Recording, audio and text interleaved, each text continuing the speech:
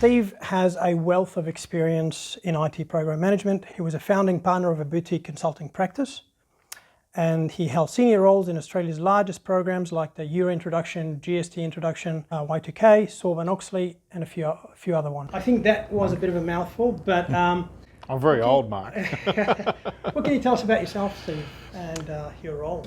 Oh, thanks, Mark. Well, it's nice to be here today. Thank you for the invite. I've had a great career. I've been very blessed. I've had some great opportunities. I came up through that era where there was lots of opportunities presented to us. I think starting off in a professional firm like Arthur Young, which became Ernst & Young, was a great start to my career.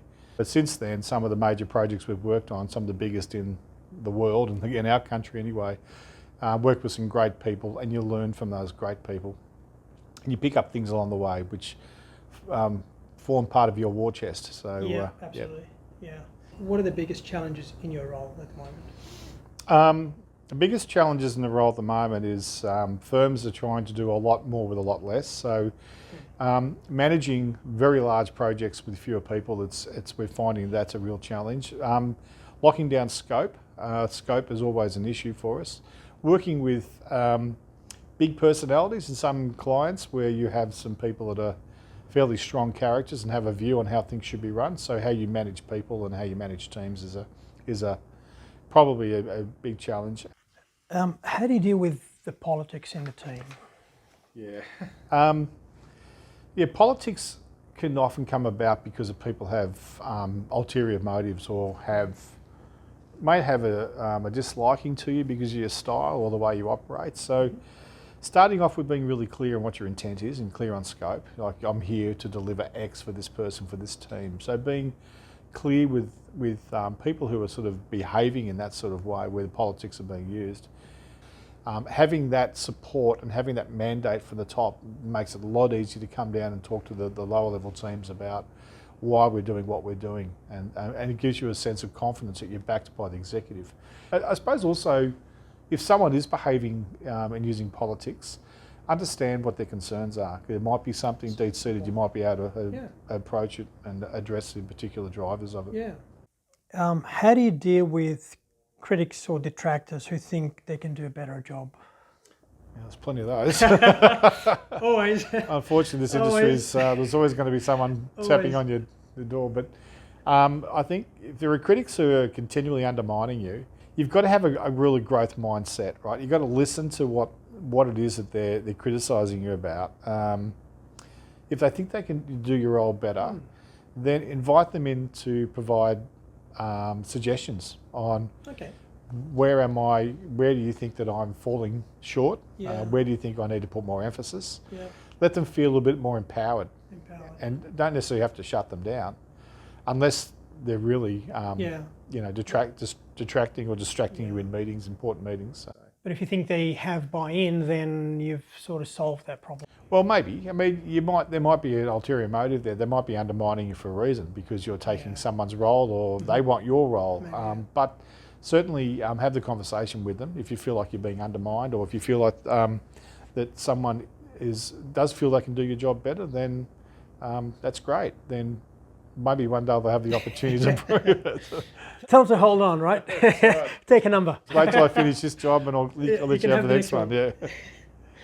All right, that's a good one. How do you cope and handle constant, unrelenting daily pressure, and do you burn out in your projects? Yeah, well, it happens.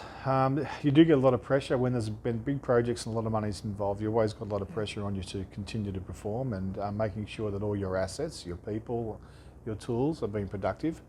I think you need to take time out to reflect.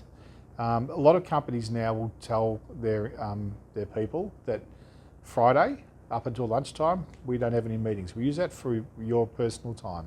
I think it's a really good idea to give people a break during the week to say, look, let's use this time to get on top of our things which are troubling us or things we need to get off our plate or the personal time. You just also need to have an interest outside of work.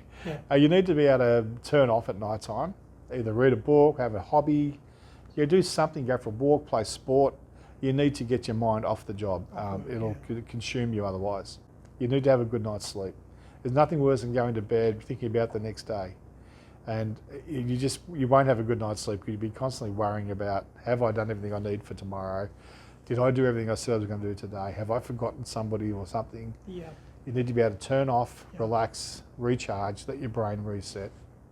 I like that because I fall into that a lot of times. I work very, very late, go to sleep late. Yeah. And one is you don't have enough energy the next day. Secondly, you haven't given your mind a rest because it's sort of still continues from that night time. It just keeps spinning, and you're tired and you're worn out. And that's we take everything with us, right? We take it on the train, we take it home. On weekends, we're expected to answer an urgent email.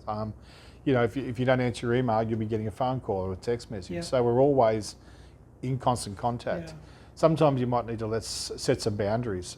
If it's not an urgent weekend, then you might say, look, I'm having this weekend off. Can you send me an email? Don't call my mobile unless it's urgent. Because you will have people contacting you at all hours of the night and all hours of the day. So you do have to draw a line somewhere. Yeah, you're absolutely right. Thank you so much, Steve. And thank you for joining us today. Pleasure. I really appreciate it, and thank you for your time. Terrific. Thanks, mate. It's been great for me and for everyone else. That's good. Well, it's a great career to have, and all those people who are coming up through the ranks, it's a terrific career to have running projects. You get to see so many different operations, and you get to be involved in some fantastic work. So meet great people like yourself. Oh, thank you. Thank you, Mark. Steve. Thank you very much. Cheers. So I hope this has been useful for you as it was for me. If you have any comments or feedback, please leave it in the comments. And don't forget to hit subscribe and like so I can make more of these videos. Until next time, look after yourself.